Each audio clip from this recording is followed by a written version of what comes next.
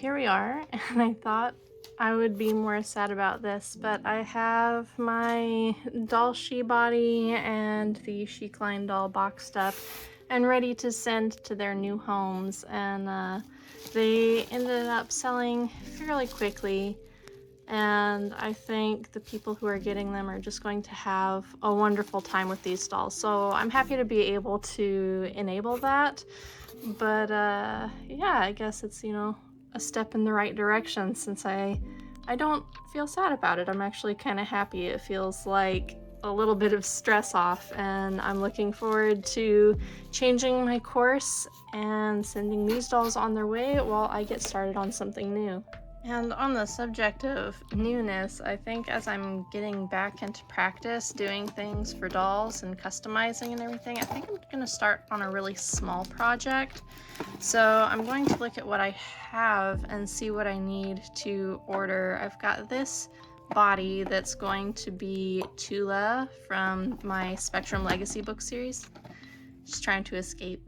I've had a lot of fun doing the other characters, and I haven't done anything for Tula yet because I don't have any faceplates that match. So I like the expressions on these two, and I think it would be easy to paint over the eyes, but that doesn't help with the part where it's not even remotely the right color. Just like, as you can see right now, it's not even close.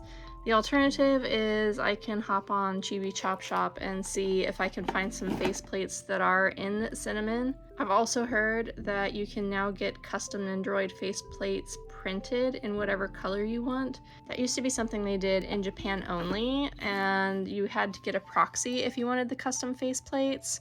But since I had such a bad experience with using dye on Andrea and he faded so badly, I just don't really want to deal with trying to dye a match and then it's not even going to actually match for long.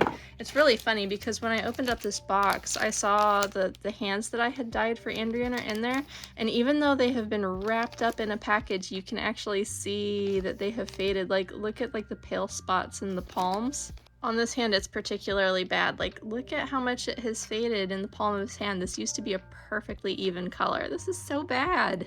And then I had gotten this hair a while back, and I am going to paint this to be her hair.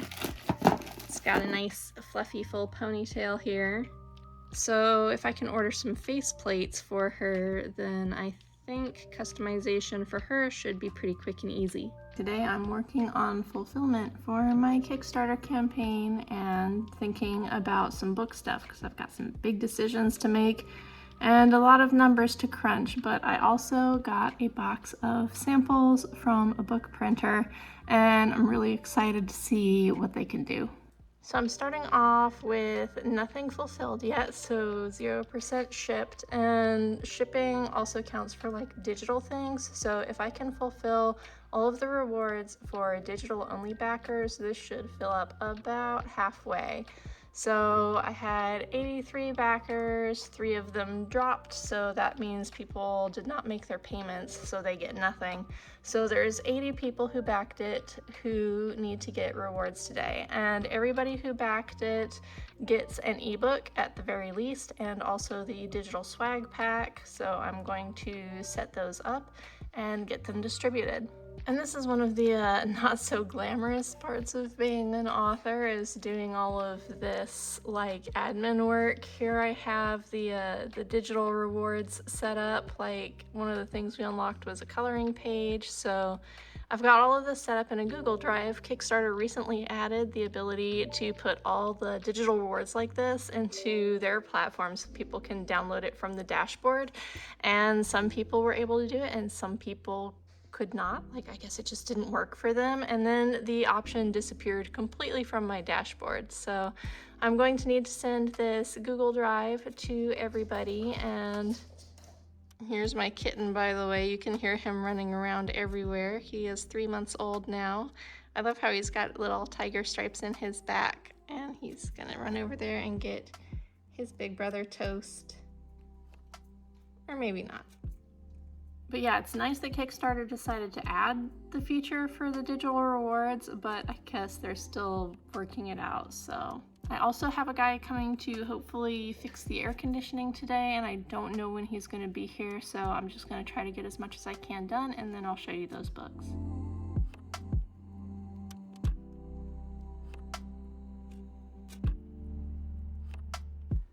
And okay, so 38% shipped. So there was a lower proportion of ebook backers than what I thought, because we only got 38% fulfilled today.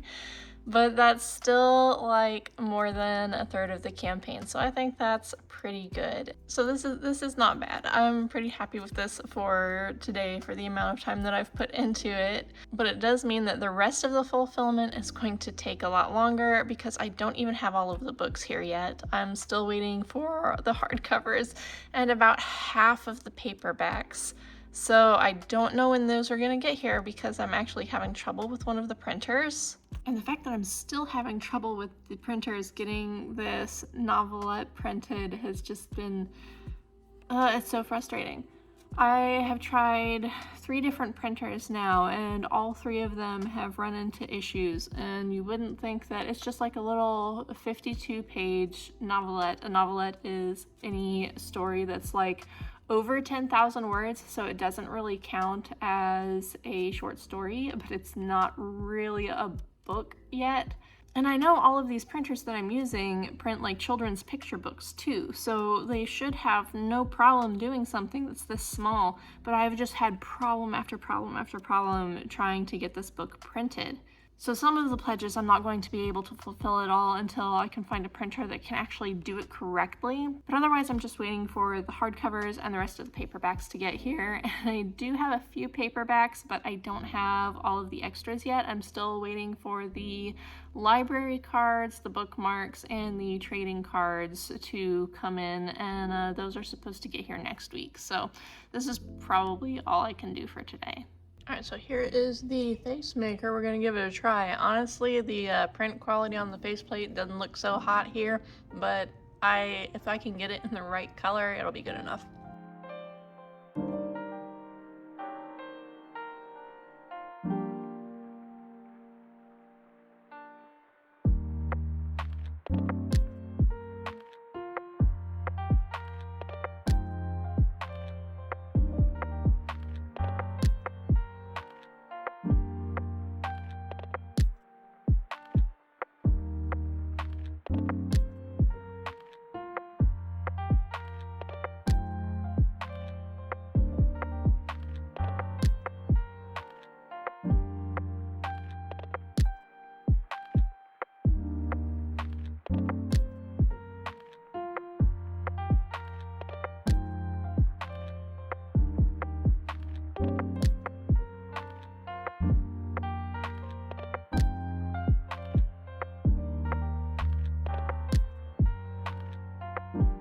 This is a box of samples from a book manufacturer that I'm talking to about possibly doing some hardcovers for a print run.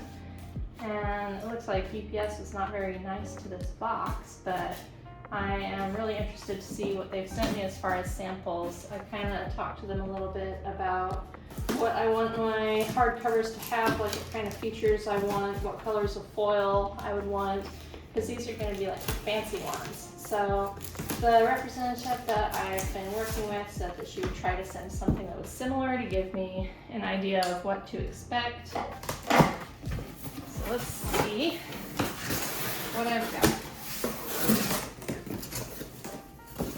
Okay, so this is really well packed. There's a lot of cardboard in here. And here's the actual samples. So this should give me an idea of like the paper types that they have and some of the special features that they can do. Oh wow, that's a lot of books too. Oh my goodness. Okay, so this is one. It's a paperback, and it's got like the folded, it's got dual print here. So this is duplexing, where it's got the print on the inside of the cover too. The sprayed edges. This looks like cream paper, which is nice because that's what I would be using. And the cover stock feels pretty good. It's matte cover. Here's their, okay, so this is their paper guide. So this is going to be like all the different types of paper that they have. That's interesting. Oh, and then it's got, that's nice. It shows all the different print quality on that paper so you can see like the transparency and everything. So that's going to be neat. Soft cover sample book. So they can do cover cutouts. It's pretty fancy. And this has got print pages, that's actually really neat. Look at that, how they did that. And these are the end papers. This is something that I've kind of struggled with because one of the manufacturers that I look at doesn't do true end pages like this, like where the end papers are just like one continuous paper. And I really want that because it holds up better. If they just have like a glue binding right here, then it doesn't last as well, but it may be my only option depending on how expensive the print run is. And then just like this is the cloth covers, so I would get an idea of what the cloth covers would look like.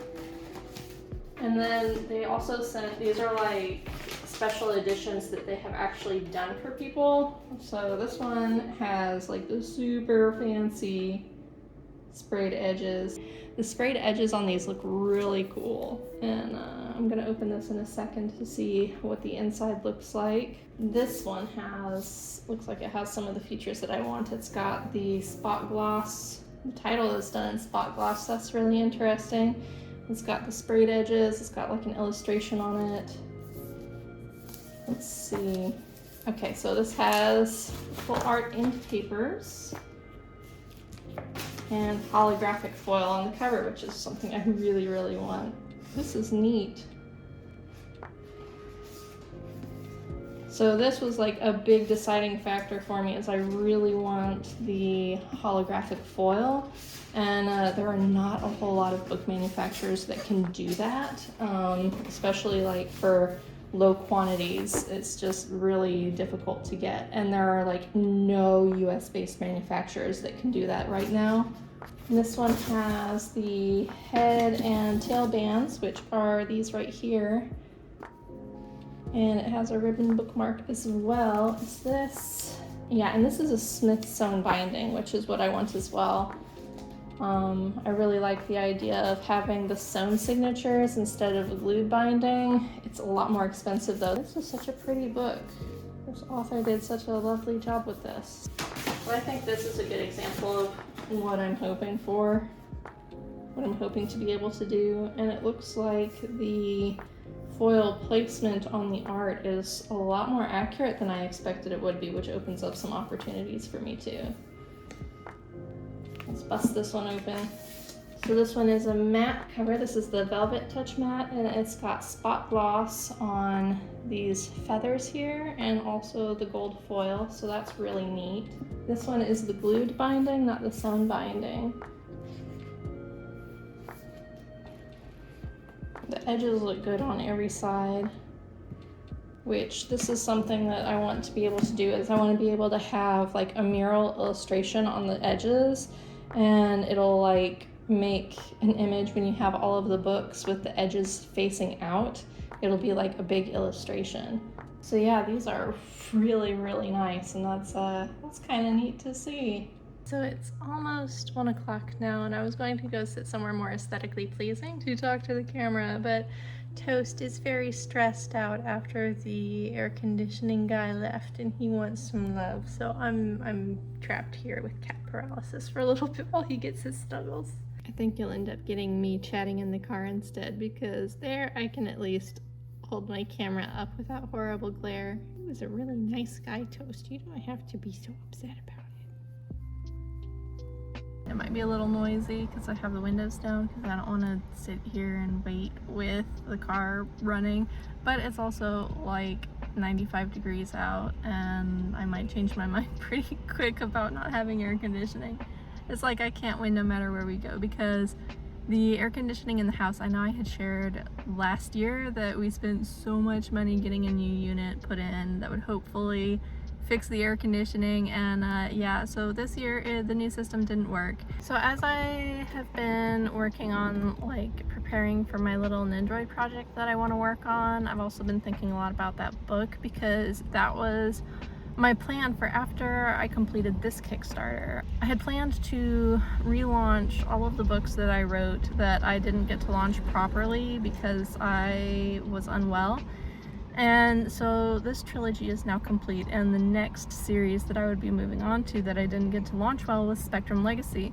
But that's also the one that went viral earlier in the year. And I don't know if I should try to like not relaunch it now because it's actually doing well. Like it kind of gave up waiting for me, I guess, and launched itself. And that has been, you know, an interesting experience. And my plan had been that, you know, for Artisan Magic, as I was learning to do it, I was just going to do more simple hardcovers. And then when I got to doing hardcovers for Spectrum Legacy, I was going to jump in and do like a proper like special edition, like the really fancy one with like the foil in the edges, like the samples that they sent me. Like the whole reason they picked those samples was because they were good examples of books similar to what I wanted to do. But I worry a little bit about the perception of it, especially because with this book having gotten a lot of attention, a lot of eyes on it, that actually brings a lot of criticism too.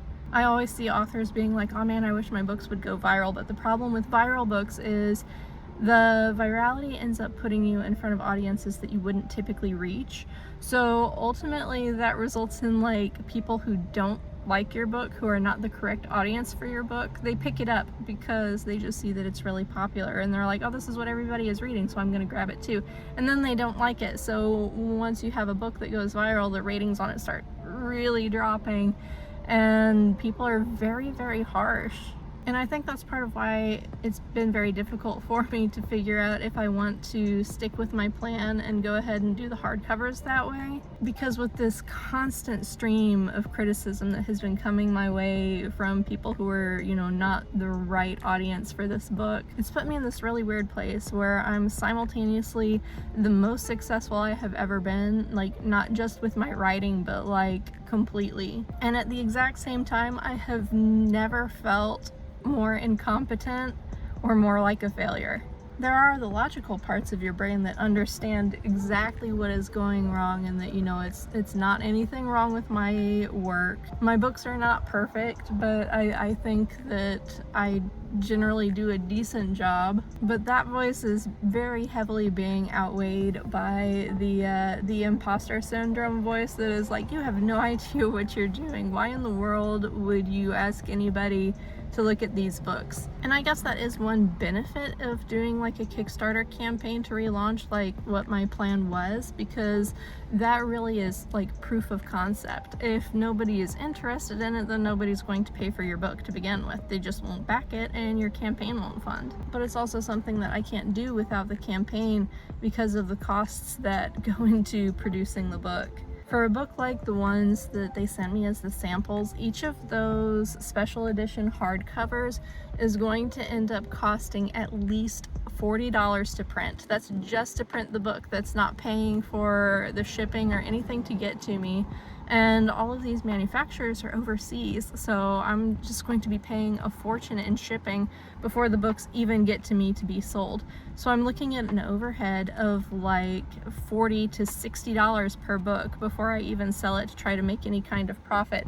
And then I'll have to consider like taxes and also packaging materials for me to ship the books to people. So, you know, I'm looking at a book that for a special edition is probably going to end up costing like $70 to $80 retail for me to sell it to people.